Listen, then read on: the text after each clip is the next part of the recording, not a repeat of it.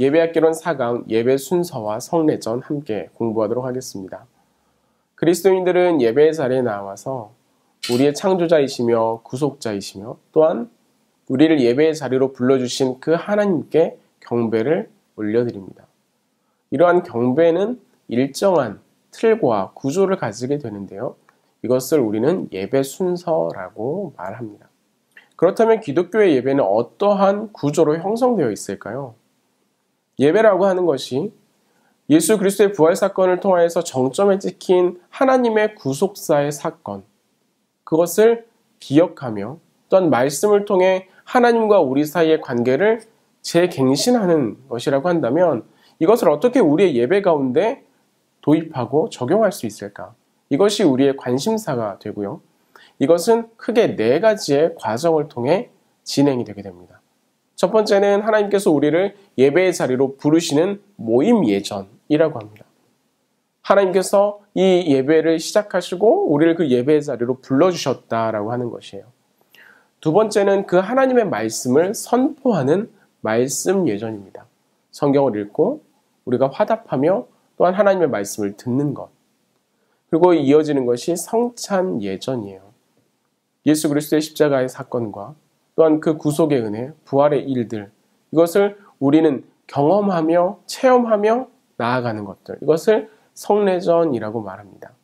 그리고 그러한 과정을 거쳐 마지막으로 하나님께서는 우리를 말씀과 찬양과 예배 가운데 누렸던 그 은혜들을 가지고 세상에서 살아가게 파송하시는 것이죠.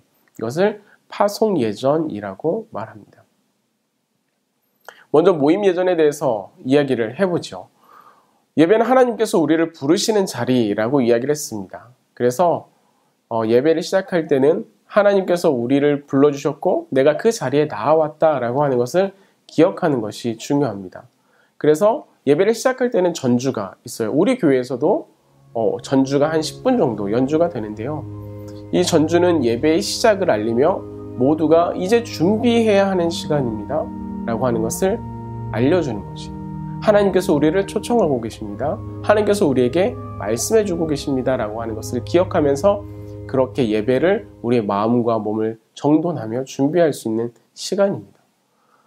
두 번째가 나타나는 게 임례라고 하는 것인데요. 우리 교회에서는 행하지 않고 있는 것이지만 어느 교회들 그리고 또한 가톨릭 같은 경우에는 예배가 시작되게 되면 맨 뒤에서부터 앞으로 설교자와 인도자와 기도자 그리고 예배 순서를 맡은 분들이 나아가는 그런 과정들이 있습니다. 이것을 임례라고 하는데 전통적으로 이때 시편으로 만든 찬양, 시편송을 불렀던 것이 있습니다.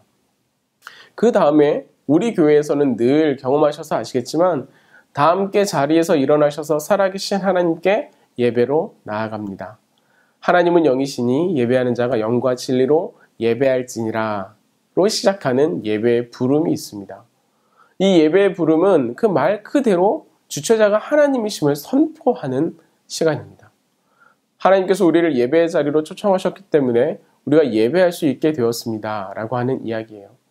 흔히 한국교회 초창기에는 예배 시작 전에 다소 어수선한 분위기를 무마시키려고 종을 땡치고 묵도하심으로 예배를 시작하겠습니다 라고 말했었는데 이러한 묵도라고 하는 이것으로 시작하는 예배는 한국교회만의 특징이기도 합니다. 그 다음에 나타나는 것이 기원입니다. 우리 교회에서는 예배를 인도하시는 분들이 기도하는 것으로 나타나는데 이 순서는 예배를 위한 기도이며 성삼위 하나님의 임재를 청원하는 기도입니다. 이 자리에 나온 회중들, 하나님의 백성들 가운데 하나님의 은혜를 주십시오라고 구하는 기도입니다. 그렇기 때문에 이때는 참회의 기도나 또한 대표 기도의 그 시간이 아니기 때문에 복을 구하거나 회개하는 기도의 내용은 들어가지 않습니다.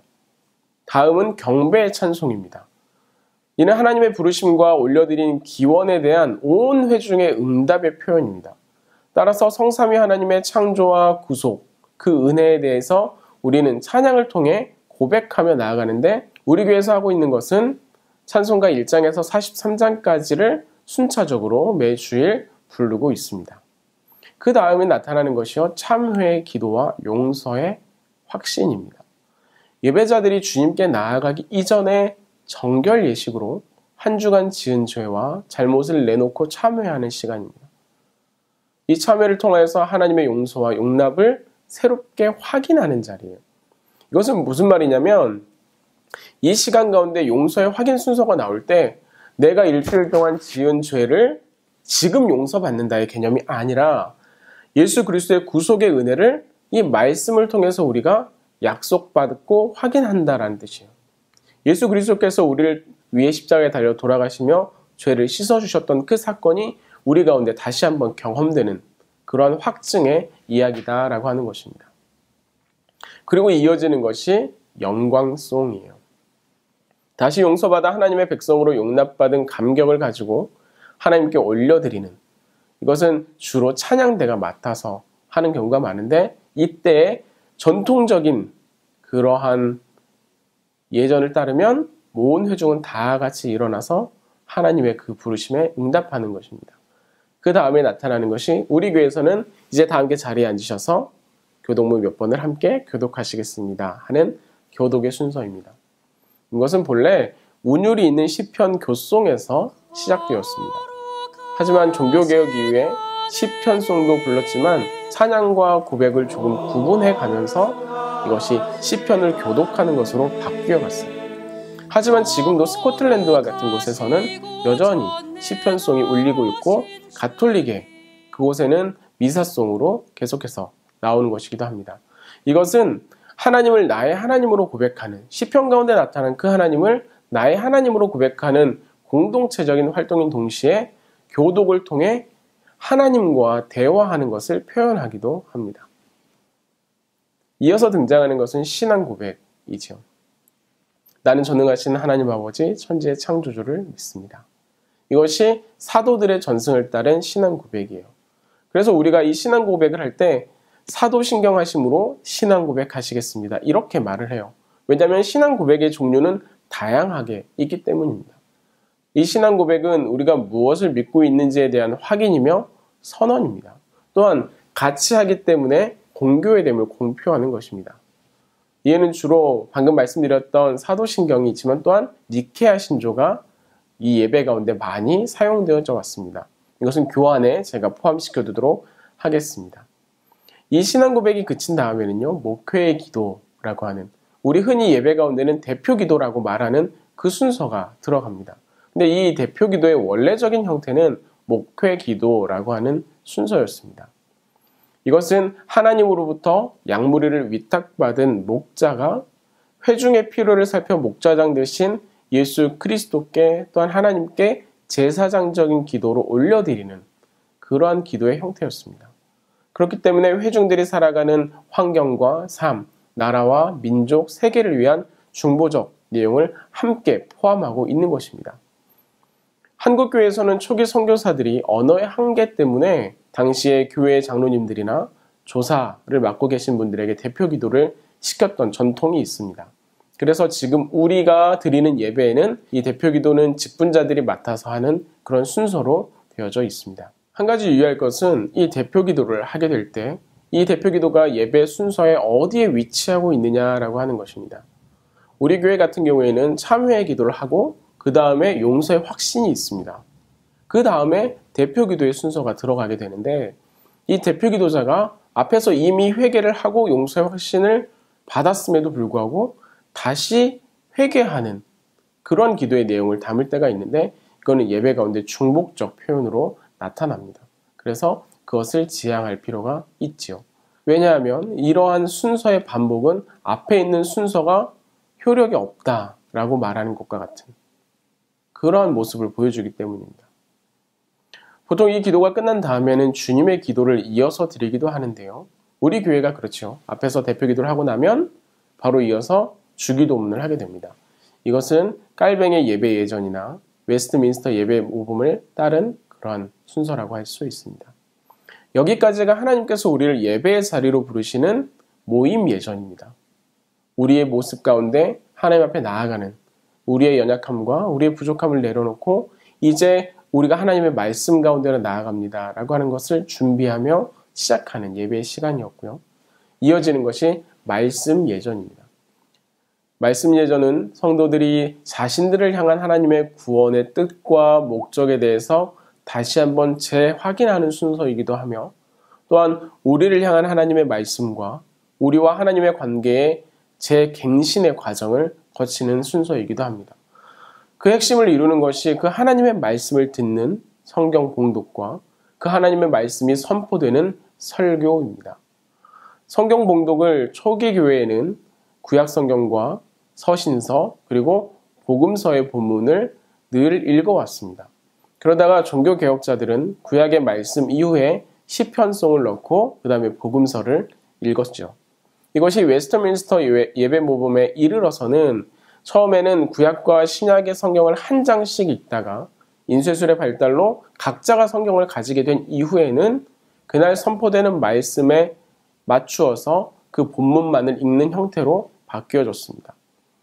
전통적으로 성경 봉독은 하나님의 말씀이 들려지는 시간으로 에스라가 성전을 재건한 후에 모든 백성이 함께 일어서서 들었던 것처럼 예배 시 성경 봉독이 이루어질 때나 복음서를 봉독할 때는 일어서서 말씀을 경청했던 전통이 있습니다.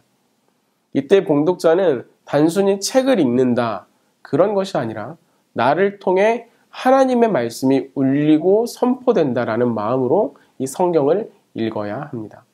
이 성경을 읽고 설교가 나오기 이전에 한국 교회는 전통적으로 찬양대가 자리하고 있었습니다. 이 찬양대는 구약에서부터 있었던 것으로 언약궤를 예루살렘으로 옮겨들 때나 성전 예배 가운데 찬양을 전문적으로 담당하는 지파를 두어 이것을 훈련하고 연습하게 했습니다. 이때 찬양대들이나 지휘자, 반주자가 유의해야 할 점은 본인들은 이 시간에 하나님께 찬양을 올려드리고 있다라고 하는 사실을 잊지 말아야 한다라고 하는 것입니다. 자신들은 하나님을 향한 예배자이기 때문에 찬양을 부르는 순서뿐만 아니라 그 이전과 그 이후에도 예배자에 합당한 예배의 모습을 가져야 한다라고 하는 것이죠. 그 다음이 나타나는 것이 이 하나님의 말씀을 선포하는 설교입니다. 말씀하신 하나님은 이 계시의 책인 성경을 통해서 오늘도 우리 가운데 말씀하고 계십니다. 성경과 역사 가운데서 일하셨던 하나님께서는 오늘도 여전히 일하고 계시고 설교는 그 하나님의 말씀과 역사를 우리의 시간 속에 선포하는 행위인 것이죠. 그렇기 때문에 설교자는 오늘도 말씀하고 계시는 그 하나님의 음성을 정확하게 전달하기 위해 준비하는 그런 열망을 가져야 합니다. 그 다음에 나타나는 것이 응답의 찬송입니다. 하나님의 말씀이 들려진 이후에 온 회중이 나에게 주신 하나님의 말씀을 붙들고 살아가겠습니다라고 하는 결단과 나에게 주신 그 하나님의 말씀에 대한 감사를 담아 하나님께 올려드리는 찬양이라고 합니다. 그래서 이 찬양은 그날의 본문과 그날의 설교 말씀과 맞추어 선곡하는 것이 필요합니다. 이렇게 말씀 예전이 맞춰지고 난 다음에 예배는 성찬 예전으로 이어집니다. 성찬은 주님이 친히 초청하시고 명령하신 예전으로 이것을 행하여 나를 기념하라 하신 말씀에 서게 됩니다. 성찬은 유월절 식사에서 시작하여서 주님의 최후의 만찬으로 이어지며 또한 부활의 아침 엠마오로 가는 그 제자들을 만나신 그 예수님의 말씀과 디베랴 바닷가에서 베드로를 만나주셨던 그 자리에까지 이어집니다. 그러므로 십자가의 순환을 통해 친히 자기의 몸과 피를 나눠주시는 주님의 만찬으로부터 승리자 그리스도를 경축하고 감사하게 되며 하나님 나라의 식탁에 참여할 수 있는, 그리하여 성삼위 하나님과의 교제와 성도와의 교제로 이어지는 순서가 성찬입니다. 이 성찬은 보이는 하나님의 말씀, 경험하는 하나님의 말씀임을 감안하여 분병례를 통해 주님이 하셨던 성찬의 4중 혹은 7중 행동을 구체적으로 행하여 보여주는 것이 필요합니다. 이것은 뒤에 우리가 성찬에 대해서 다시 한번 나눌 예정인데 그 순서에 관한 것은 앞쪽에 표로 제시해 둔 그 부분을 참조하시면 좋겠습니다. 이어지는 순서는 봉헌입니다. 이것은 성물의 봉헌과 함께 가난한 자들을 위해 드렸던 연보와 교회 운영을 위해 예물을 드렸던 순서가 통합하여 성찬 예전에 포함되어 있었습니다. 이것은 주신 은혜에 대한 응답으로 우리가 하나님께 올려드리는 것입니다. 그렇기 때문에 마치 복을 받기 위해 복채처럼 드리는 것이 아니라는 사실을 우리는 꼭 기억해야 합니다. 어떤 형식으로 하나님 앞에 드리든지 하나님께서 베풀어 주신 은혜에 대한 감사로 드리는 시간임을 우리는 잊지 말아야 합니다. 다음은 파송 예전입니다. 예배 순서의 마지막 부분에 자리한 이 파송 예전은 하나님께서 우리를 삶의 자리로 파송하시는 순서입니다. 보통 가톨릭의 예배를 뜻하는 미사라고 하는 이 말 자체도 본래는 보내다, 파송하다라는 뜻을 가진 라틴어에서 유래하여 사용하고 있습니다. 그것은 무슨 뜻이냐면 예배는 우리가 드리는 자리에서 맞춰지는 것이 아니라 우리가 세상 속으로 파송을 받아 그 자리 가운데서 삶으로 이어서 드려야 한다라고 하는 것입니다. 이것을 통해 우리는 우리의 삶의 자리에 하나님을 초청하고 우리의 삶의 자리가 하나님을 향한 예배의 자리가 될 수 있도록 해야 하는 것입니다. 이것을 우리는 결단의 찬송 가운데 함께 고백합니다. 예배에서 삶의 자리로 나아가기 이전에 우리의 마음을 다잡고 결단하며 예배와 우리 삶의 연계성, 세상 속에서 그리스도인의 삶, 우리가 세상의 빛과 소금된 역할을 감당할 것을 결단하는 것입니다. 그 다음에는 우리 교회에서는 행하고 있지 않지만 위탁의 말씀이라고 하는 순서가 있습니다. 이것은 하나님의 선포된 그 말씀과 회중들의 결단의 찬양이 이어지면서 어떻게 우리가 살아가면 좋을지에 대한 권면의 말씀으로 나타납니다. 그 다음이 우리가 보통 축도라고 말하는 강복 선언입니다. 이 축복하는 것은 구약의 전통으로부터 시작되는데요. 특히 제사장들의 고유 권한으로 있었습니다. 이것은 흔히 축도라고 번역하기 때문에 복을 비는 기도다 이렇게 생각하거나 혹은 축복권 이것에 관련되어 생각하기 쉽지만 이것은 하나님의 은총이 우리 가운데 있음을 선언하는 행위입니다. 그런 점에서 보면 복을 비는 축도라는 말보다는 강복을 선언하다라고 하는 강복 선언이 적절한 말이 됩니다. 하나님 앞에서 제단을 쌓는 이 예배, 이 경배는 무질서 가운데 자신의 감정을 발산하는 것이 아닙니다. 예배는 깊은 신앙이 바르게 표현될 수 있는 절제된 순서와 누구나 능동적으로 참여할 수 있는 제단으로서의 가치성을 드러내야 하기 때문입니다. 따라서 우리는 예배를 드리면서 우리의 마음과 우리의 생각이 주가 아니라 하나님께서 주가 되는 그 예배, 또한 우리의 마음을 정돈하여서 하나님께 올려드리는 예배가 될 수 있도록 늘 주의하고 또한 구하는 준비가 필요하겠습니다. 오늘 우리가 두 번째로 공부해 볼 내용은 성례전입니다. 성례전은 세례와 성찬을 의미하는 그러한 예전 예식인데요. 이것은 본래 신비 그리고 비밀을 뜻하는 헬라어 미스테리온에서 파생되어 나온 단어입니다. 다시 말해 하나님의 자기 주심의 행동인 성례전을 통해 인간은 인간의 이해와 지성을 뛰어넘는 신비 그 안에서 하나님을 경험한다라고 하는 것을 말하고 있는 것입니다. 어거스틴에 따르면 성례는 연합의 연대를 위한 가시적인 상징이라고 말합니다. 이때 전제되는 것은 교회는 그리스도의 몸이라는 사실이고 그렇기 때문에 신자들은 세례를 통하여 그리스도의 몸과 하나 되고 더 나아가 그리스도와 하나 되는 그러한 예전이 바로 성례전이라고 한다는 것입니다. 이 성례전은 가톨릭에서는 7가지로 표현하고 있지만 우리는 원초적 성례전의 집례자이신 예수 그리스도께서 성경 가운데 보여주신 세례와 성찬 2가지만 성례로 인정하고 있습니다. 먼저 성찬 예전입니다. 성찬 예전은 예수님께서 십자가에 달리기 전날 밤 제자들을 모아 함께 성찬을 집례하셨던 것에서 유래합니다. 예수님께서는 그곳에서 떡을 떼어 나눠주시며 이것은 내 몸이니 너희가 나누어 먹으라. 또한 포도주를 잔에 따르시면서 이것은 내 피니 너희가 나누어 마시라 이야기하셨습니다. 이것을 통해 제자들은 예수 그리스도의 몸과 예수 그리스도의 피를 나누어 마시며 그곳 가운데 그리스도와 하나됨을 경험할 수 있었던 것입니다. 예수님께서는 이것을 늘 기억하며 행할 것을 명령해 주셨고 제자들뿐만 아니라 초대교회와 여러 시간들을 통해 지금 우리에까지 전해지고 있습니다. 이 성찬이 시작되었던 첫날은 6월절 전날 밤이라고 성경은 분명히 기록합니다. 그래서 많은 이들이 고난주간 중에서 성금요일이 오기 전날 밤인 목요일 저녁을 성목요일로 정하고 성찬을 집행하는 그런 일들을 많이 하고 있기도 합니다. 이 성찬은 예수 그리스도의 마지막 만찬에서 시작된 것이 맞지만 그 뿌리는 이미 구약 가운데 깊이 내리고 있었습니다. 대표적인 사건으로는 출애굽 사건으로 사도 바울은 이것을 이스라엘이 애굽에서 나와 광야로 행할 때 하늘의 떡을 먹고 반석의 물을 마신 사건과 연결해서 이 성찬은 그때부터 하늘로부터 우리에게 주어진 중대한 사건이었다라고 말합니다. 또한 창조와 구속의 틀에서 엿보여지는 이 성찬의 예표는 잔치와 매우 밀접하게 연결되어 있습니다. 하나님께서는 이스라엘 백성이 이 잔치를 실행할 수 있도록 두 가지 장치인 성전과 절기를 그들에게 마련해 주셨는데요. 성전에 들어가게 되면 그 안에는 분명하게 진설병상이 놓여져 있습니다. 그곳에 들어가 하나님과의 잔치, 하나님과의 교제, 하나님과의 나눔의 사건이 일어나는 장소로 하나님께서는 우리에게 그곳을 허락해 주셨다라고 하는 것입니다.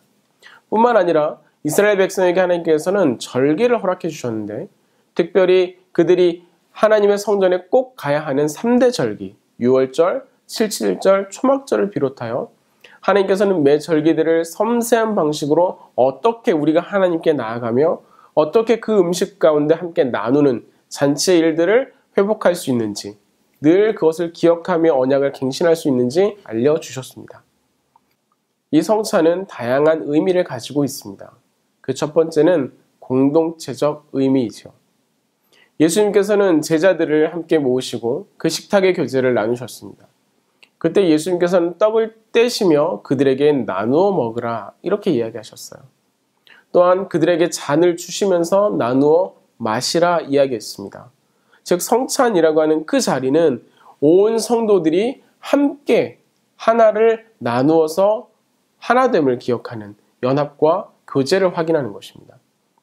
그래서 예전에는 성찬을 하게 되면 커다란 빵을 만들어서 그것을 나누었습니다.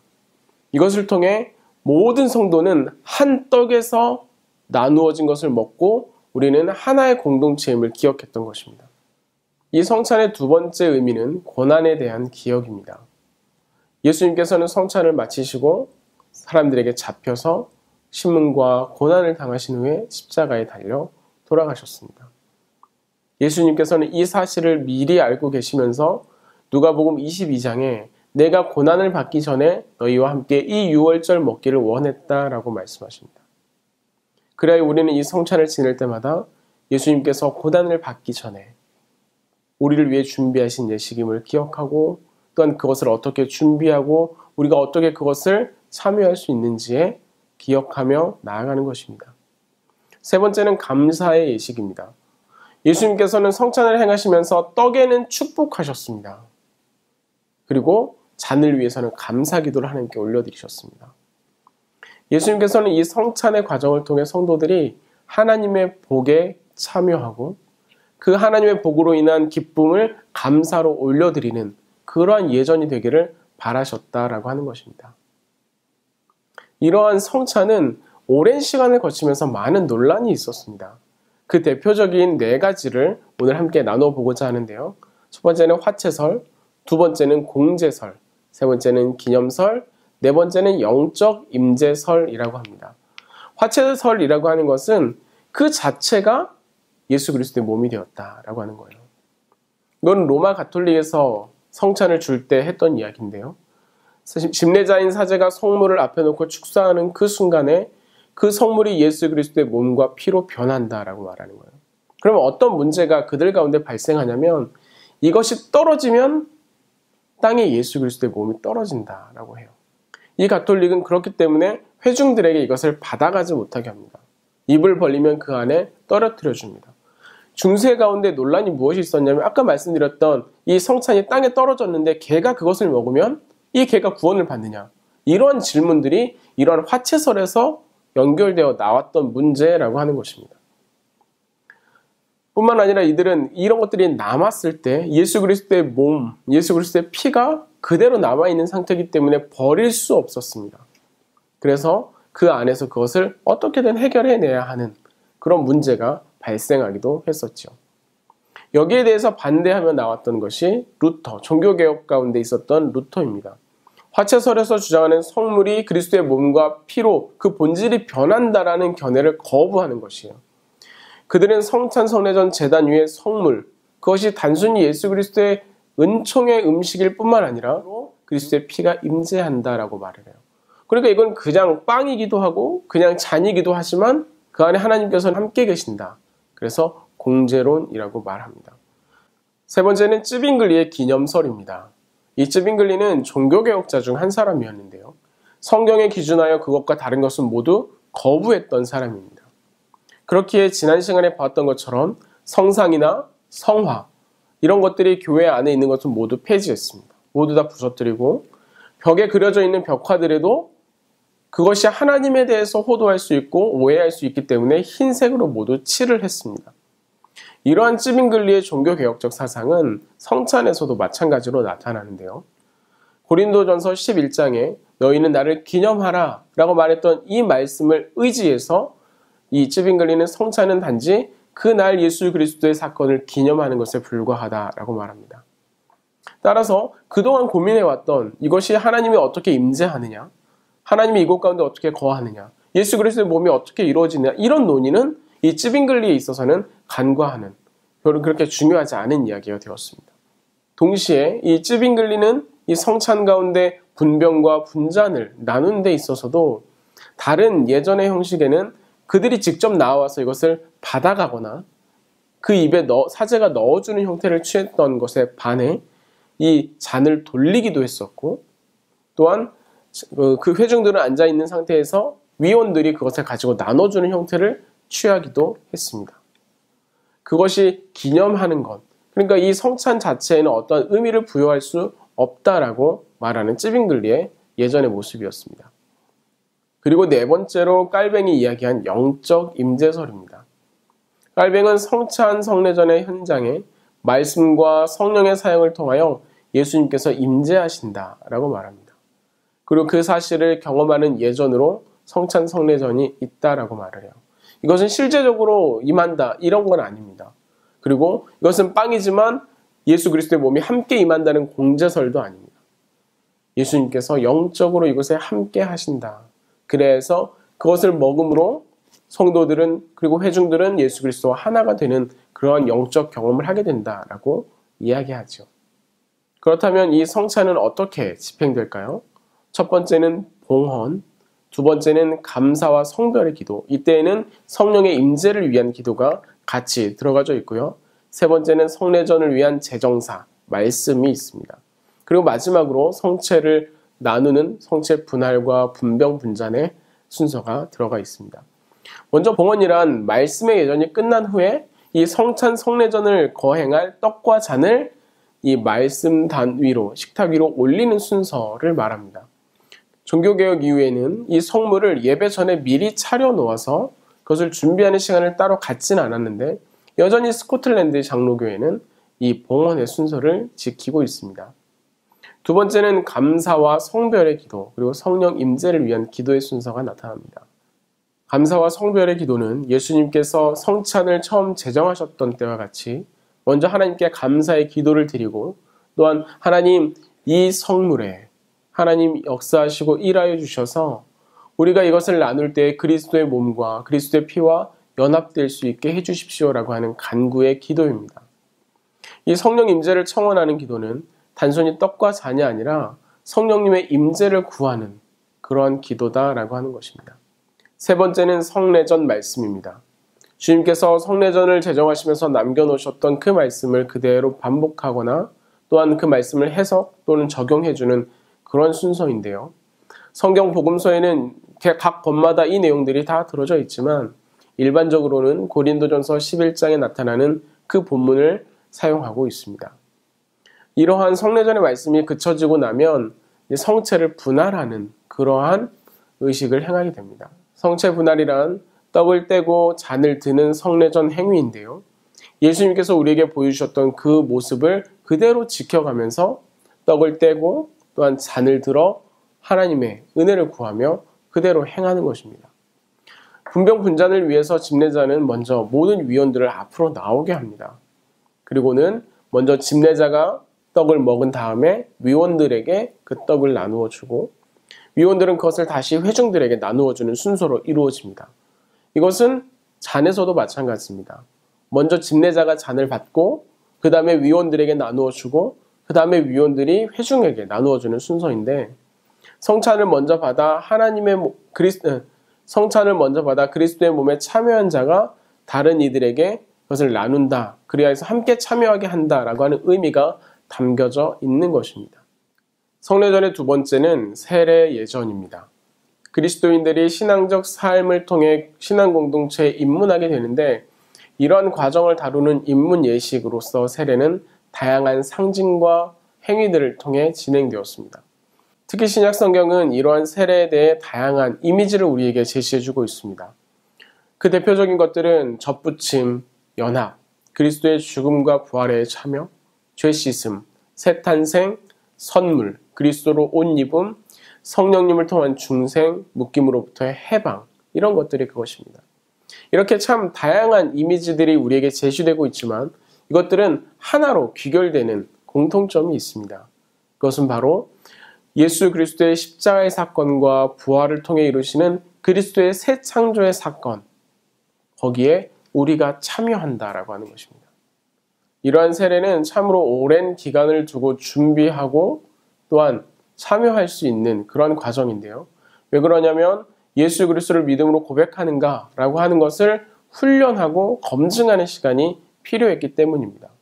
그래서 준비 과정에 세례는 자의적으로 이것을 신청하는가부터 시작하게 됩니다.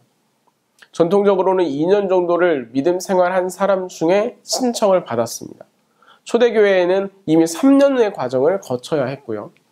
또한 한국교회에서는 세례를 받을 자격이 되려면 내가 예수 그리스도를 믿은 지 1년이 넘어야 하고 그 상황에서 내가 누군가를 전도해야 하는데 이 사람이 또한 새로운 사람을 전도했을 때 그러하면 처음 복음을 전했던 이 사람이 세례를 받을 수 있는 자격이 생겼습니다. 그렇게 되면 그때부터 성경 훈련을 1년 정도 받게 되고 그리고 사순절 기간 동안에 금식하며 성경을 일독할 뿐 아니라 매일 저녁마다 교리를 배우는 시간이 필요했습니다. 그리고 이 과정을 거치게 되면 문답이라고 하는 그러한 시간을 지나게 되는데요. 주로 부활절의 일주일 전인 고난주간에 시작이 되는 종려주일에 이것들을 했습니다.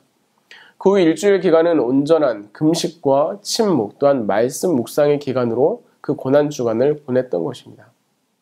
그래 주로 세례는 성금요일의 다음 날인 부활주일 전날에 집행하면서 예수 그리스도의 십자가로 인한 죄 씻음과 구속의 의미를 되새기게 되었습니다.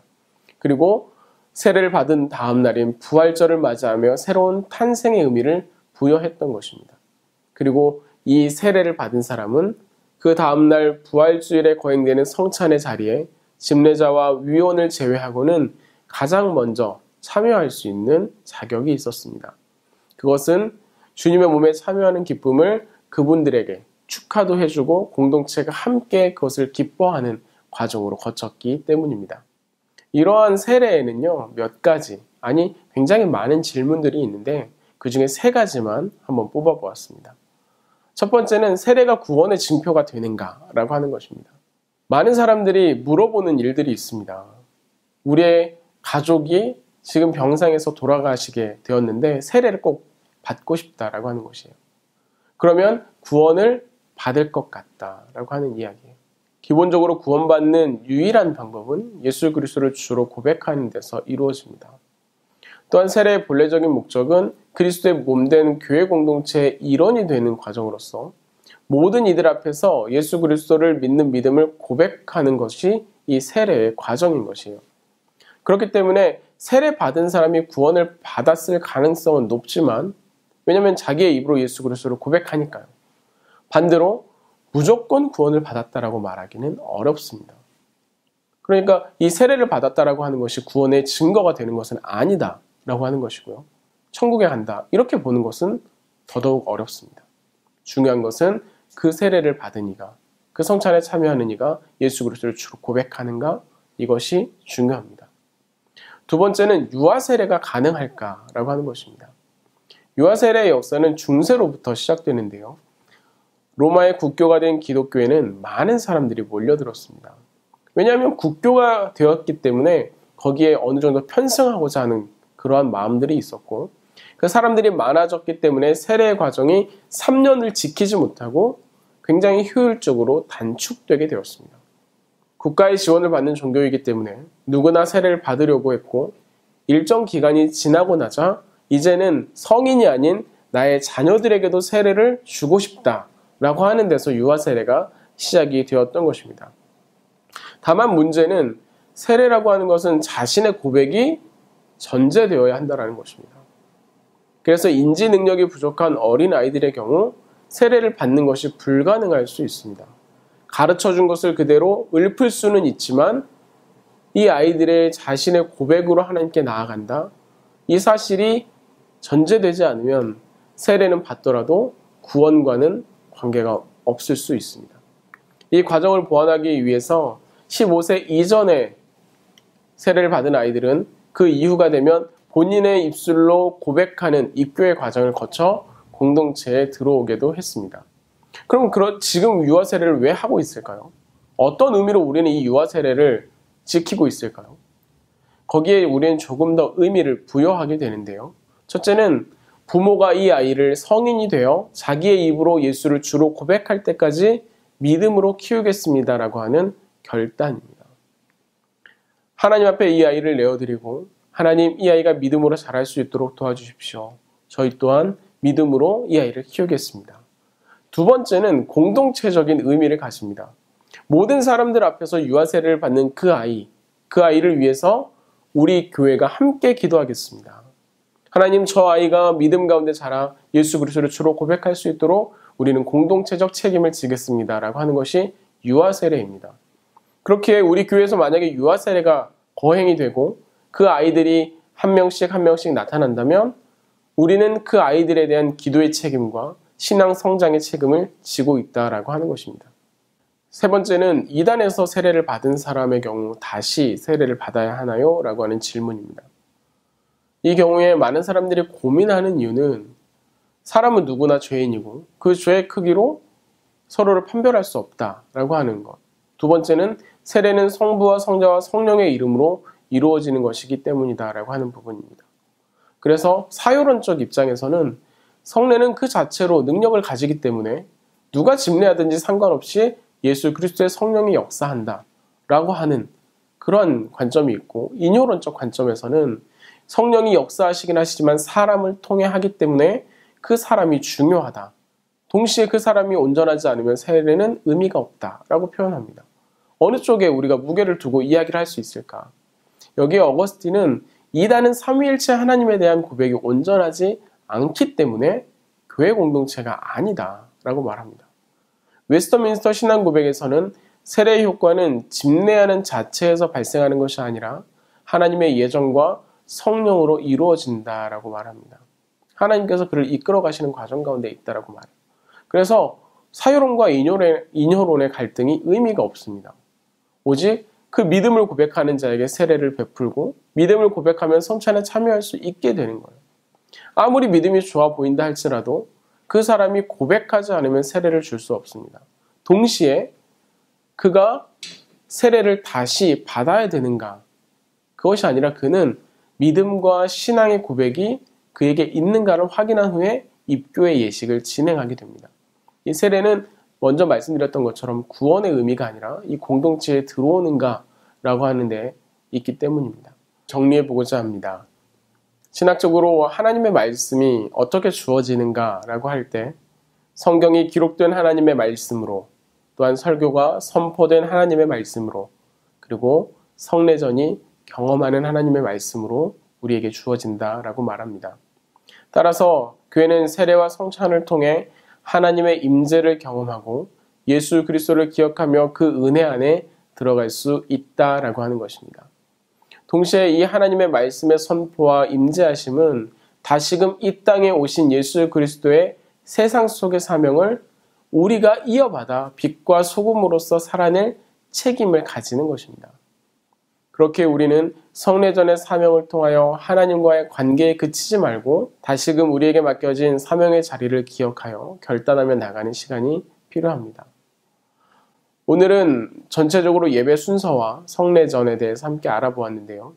이것을 통해서 우리가 매 예배 시간에 어떻게 예배를 드리고 있는지, 우리 교회는 어떠한 의미를 가지고 예배를 하는지, 우리는 어떠한 마음으로 그 예배에 참여하고 있는지, 또한 세례와 성찬을 통하여서 우리는 하나님과 어떻게 연합하고 있는지, 우리 교회가 하나님 안에서 어떻게 세워져 가고 있는지 한번 생각해 보았으면 좋겠고요.